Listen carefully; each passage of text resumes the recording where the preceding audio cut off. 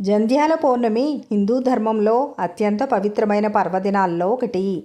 ఇది శ్రావణ మాసంలోని పూర్ణిమ నాడు వస్తుంది. ఈ రోజున ద్విజులు తమ యజ్ఞోపవీతాన్ని మారుస్తారు. ఈ రోజును ఉపాకర్మ పర్వదినం కూడా అని అంటారు. జంధ్యాల పౌర్ణమి విశిష్టత ఏమిటి అంటే యజ్ఞోపవీతం మార్పు. ఈ రోజున పాత జంధ్యాన్ని తొలగించి శుద్ధమైన జంధ్యాన్ని ధరిస్తారు. దీన్ని యజ్ఞోపవీత ధారణం అంటారు. ఈ క్రమం వేద అధ్యయనం ప్రారంభానికి సూచకం.